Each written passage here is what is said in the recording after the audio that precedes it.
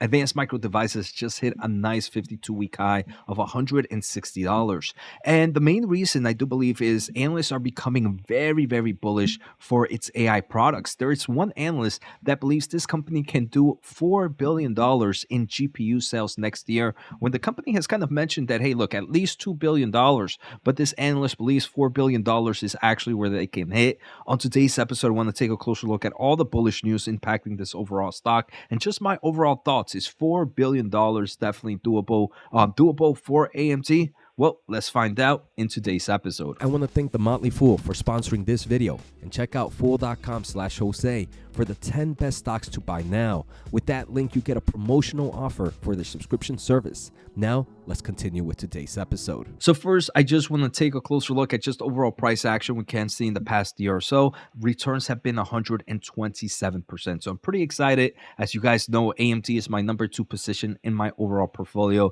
and this one is just ripping it.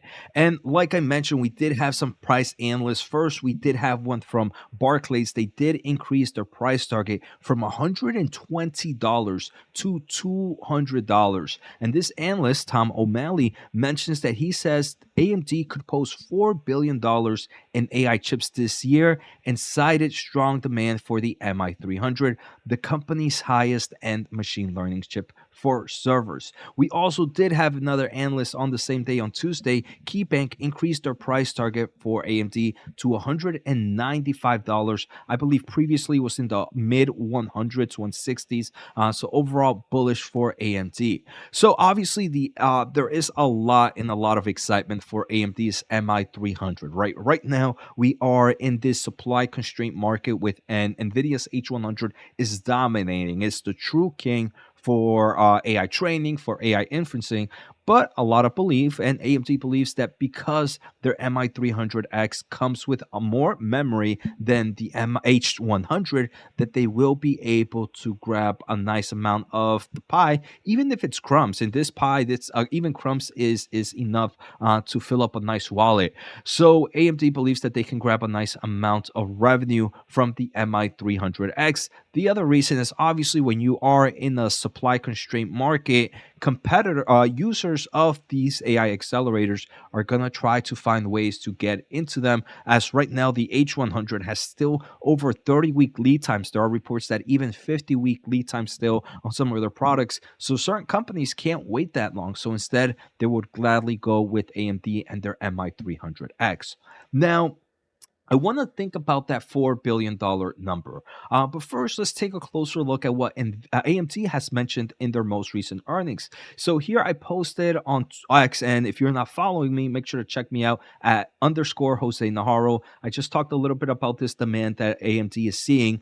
But in the past 2 months or so, on November and on December, we did have AMD show up at 2 conferences. One was at the UBS Technology Conference, and that was on November 28th. And Forrest Nord, he did mention that they expect to exceed $2 billion in revenue for MI300 next year. And they're making sure, of course, that they have supply for more of that. So right now, we know the baseline for AMD is $2 billion. This analyst gives up $4 billion. AMD, I do believe they can easily pass and exceed the $2 billion, and obviously kind of get to that $4 billion mark that analysts are expecting right now.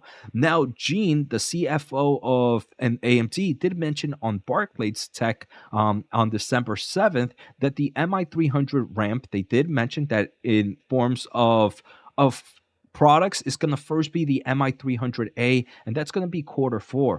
But Q1, they do believe that it's going to be mainly the MI300X, and Q1 will be roughly $400 million. And it's from multiple customers, right? Multiple, not only cloud customers, but also enterprise customers and startups. So they're very, very pleased with the customer lineup and the production commitment from customers. So if Q1 is going to be $400 million, I would kind of expect that to kind of grow and grow as the quarters progress, very similar to how we've seen Nvidia grow, right? And I do believe this is going to be a great baseline as well. If AMD in Q1, they beat this $400 million revenue expectations, then this stock will go flying, as to some extent investors are going to get excited about the future for this company. I mean, if we take a closer look at Nvidia, the one who has definitely been dominating in this place, we can see quarter 4 of fiscal year of 2023, they had $3 billion in data center. In quarter 1, they had $4 billion. Then it jumped up to $10 billion. Quarter 3 was $14 billion, and I believe this quarter we're going to get somewhere around $16 to $17 billion on the data center. And that's mainly the GPU. Remember, $17 billion in one quarter. AMD believes that their baseline is $2 billion for the full year.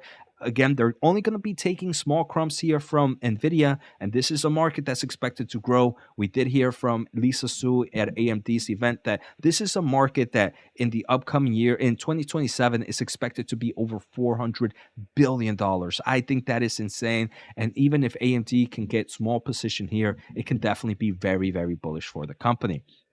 Now, some other things I wanted to take a closer look at is to see how AMD's data center market has done in the past, right? In the full year of 2021, the data center market did roughly $3.7 billion. The data center market is mainly compromised of their CPU product. So in theory, in 2024, AMD will be able, if this analyst is correct, to make more revenue in GPUs alone, which is not their prominent market, compared to 2021. Now, if you kind of add the addition of data center, I do believe this is going to be pretty good. Now, if we take a closer look, AMD right now is in quarter 3 of their total revenue, right? So, of their current quarter. They obviously finished quarter 4 already, but they haven't reported the numbers. Those numbers are expected to come out, I believe, January 30th or sometime in January. And don't worry, we're going to cover it in this channel. So make sure to hit the thumbs up and make sure to hit the subscribe button. But here I'm taking a closer look at the 9 months of September 30th of 2023 and the current revenue reports. And here for data center market, data center hasn't really seen much growth versus last year. So if we kind of expect AMD to do very similar to what they did in 2022 in data centers, which seems to be the case, then that means data center for 2023 is going to be roughly that $6 billion. Now, if you add that $4 billion in data center GPU sales, this is going to be expected to be at least a $10 billion market in 2024. And I do believe that bodes well for AMD. There's also some other reasons to be bullish and other reasons to be bearish on the stock. First, in forms of bullish trend, we are kind of experiencing now kind of the start of the use cycle here in the client market, right?